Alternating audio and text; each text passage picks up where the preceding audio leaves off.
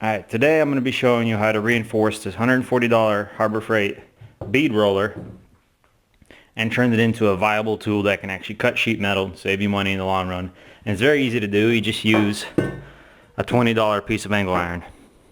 The reason I chose angle iron instead of a square tube is because it is easier to get angle iron at your local hardware store than square tube. Square tube you have to go try to find somewhere in the proper size.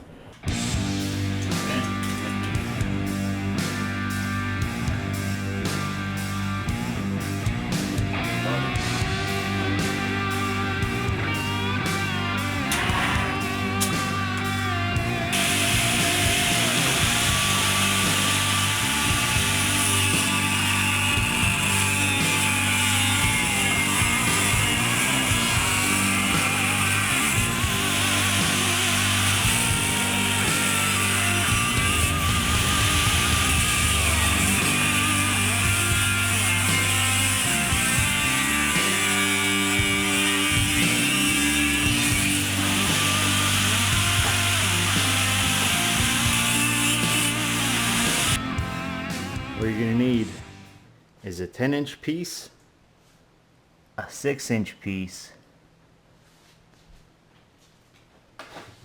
a 20-inch piece for this length, and two 16-inch pieces. Now what I did is I cut a slit down the middle of one and hammered it over. It's kind of sloppy, but it gusseted this corner, made it a little stronger. Or you can just cut a piece and do that.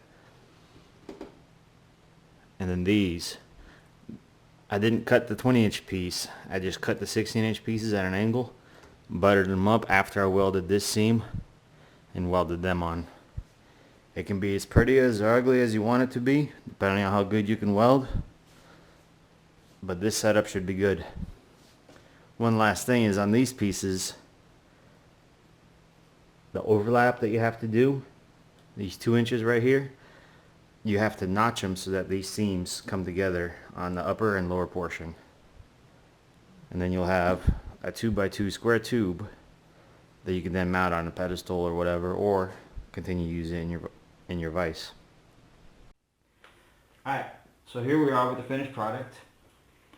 Don't be concerned about how ugly the welds are, as long as they penetrate good. If you got a good 220 volt welder, you could be complete novice at it.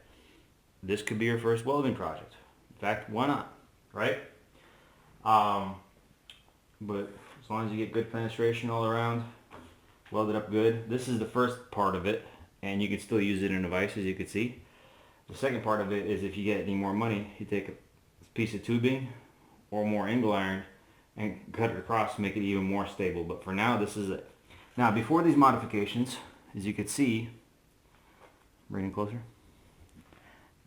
Right here, this scribe mark right here is what happens when these things flex. I was trying to cut this door panel off a 1968 Firebird, and as you could see, it started cutting some of it, and then it moved on and it flexed, and all it did was scribe it and just kind of sort of bend the sheet metal.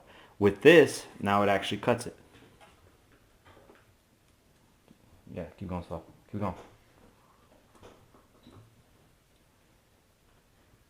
Keep going. Smooth. Keep it smooth. Okay, now you stop. Now keep going.